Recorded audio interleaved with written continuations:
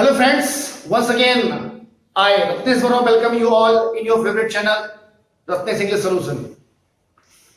आज मैं 2 मिनट आपसे बात करना चाहूंगा कि हम अभी तक जितने भी लेक्चर्स देख चुके हैं, सुन चुके हैं, उसमें कितना हमको समझ में आया है और क्या नहीं आया है।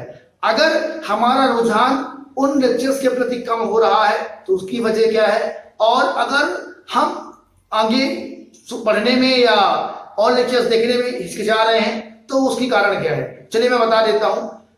आज हमारे साथ एक समस्या होती है इसका ह्यूमन साइकोलॉजी कि जब हम किसी काम को शुरू करते हैं तो उसमें कई बार लगता है कि ये बहुत आसान है, तो जहां तक हमको आसान लगता है हम उसको हल्के में लेके कहीं ना कहीं थोड़ा सा उससे दूरी बनाने लग जाते हैं, और एक समय आता है जब हमको लगता है कि नहीं अब हमको शुरू करना चाहिए, अब हम बेहतर कर सकते हैं, उस समय वो काम कठिन हो जाता है, ये मुश्किल लग जाता है।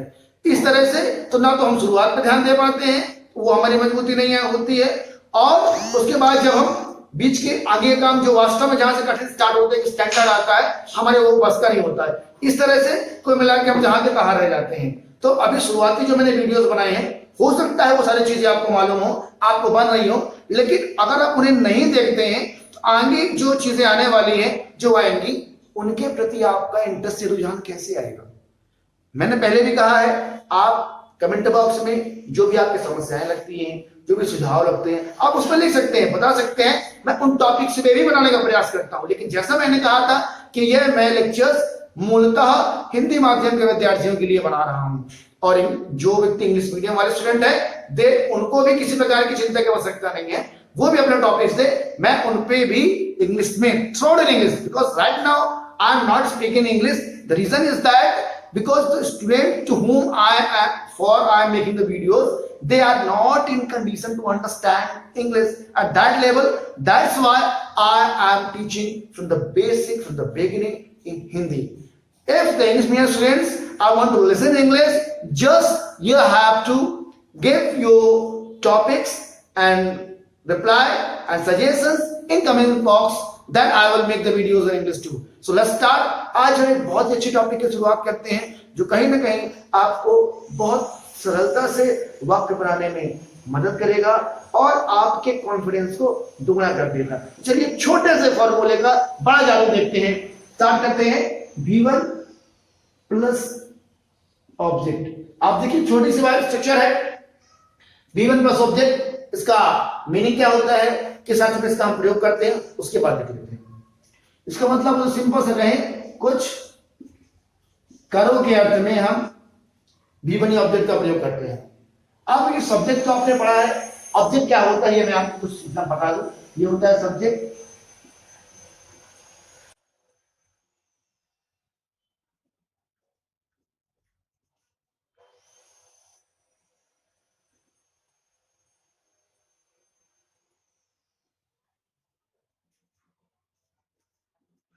ये सब्जेक्ट होते हैं, ये ऑब्जेक्ट होते हैं। सब्जेक्ट मतलब वह व्यक्ति जो काम करता है, इसके बारे में हम बात करते हैं, जिसके द्वारा काम किया जाता है। अगर मैं बात करूं ऑब्जेक्ट, ऑब्जेक्ट का मतलब होता है कि क्रिया जिस पर पूर्ण होती है, या यूं कहें कर्ता का काम जिस पर पूर्ण होता है, जिससे कर्ता के द्वारा किसी किए हुए काम पर जो भी कोई काम वस्तु व्यक्ति अगर जिस चीज से प्रभावित होता है उसको हम ऑब्जेक्ट कहते हैं। चलिए बात करते हैं। आई को मैं, यू को तुम, वी को हम, ही को वह, सी को वह, दे को वे, इट को यह कहते हैं, और इन्हीं शब्दों के अगर एज ऑब्जेक्ट है वो, उसके लिए भी हम ये वाला पोर्शन प्रयोग करते हैं। सेंटेंस देखते हैं। जैसे बहुत कॉमन सा वाक्य आपने देखा होगा, यहां आओ, आप सबको मालूम होगा, इसको कहते हैं कम हियर। कुछ और वाक्य देख लेते हैं।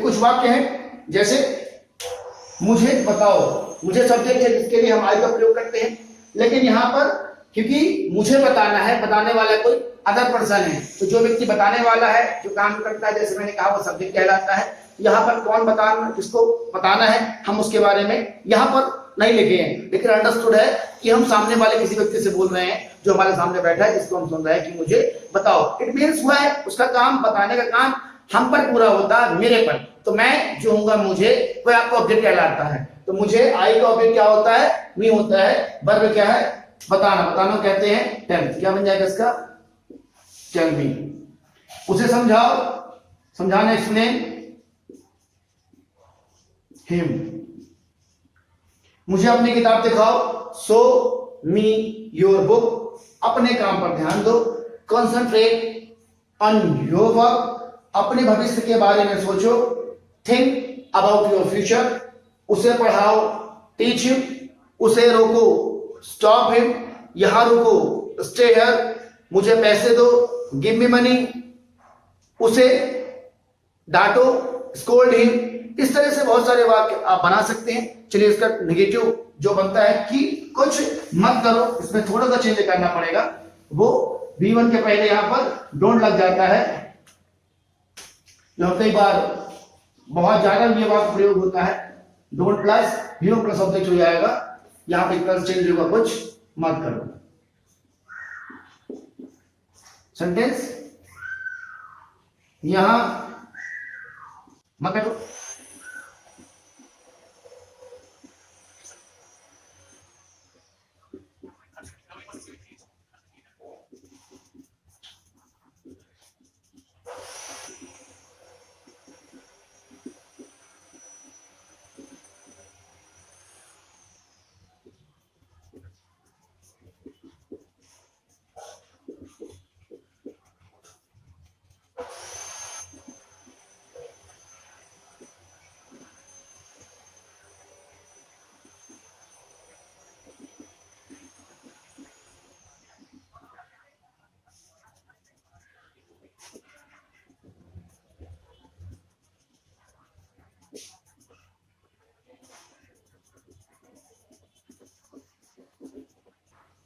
चलिए, कुछ सेंटेंस जो लिखे हैं कि कैसे बनाते हैं देख लेते हैं। बहुत साधारण सा स्ट्रक्चर इसका है। मत के लिए हम डोंट लगाएंगे, सीधी सी बात। उसके बाद वर्ब आएगा, फिर ऑब्जेक्ट आ जाता है। जैसे मैंने कहा, पहला सेंटेंस, यहां मत बैठो, डोंट सिट हियर। समय बर्बाद मत करो, डोंट वेस्ट टाइम। मुझसे बहस मत करो, डोंट आर्ग्यू विथ मी। उसे गाली मत दो, डोंट अब्यूज हिम। मुझे लालच देने की कोशिश मत करो, डोंट ट्राई टू टेम्प्ट मी।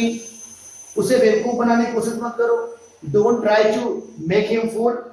अनावश्यक पैसा खर्च मत करो, डोंट स्पेंड मनी अननेसेसरली। उसे सलाह मत दो, डोंट एडवाइज हिम। बिना टिकट यात्रा मत करो, डोंट ट्रेवल विदाउट टिकट। उसे मत समझाओ, डोंट एक्सप्लेन हिम। मेरे सब्र का इम्तिहान मत लो, डोंट ट्राई माई पेशेंस। यहां मत बैठो, डोंट सिट हियर। वहां मत रुको, डोंट स्टे देयर। इस तरह से आप बहुत सारे वाक्य बना पाएंगे।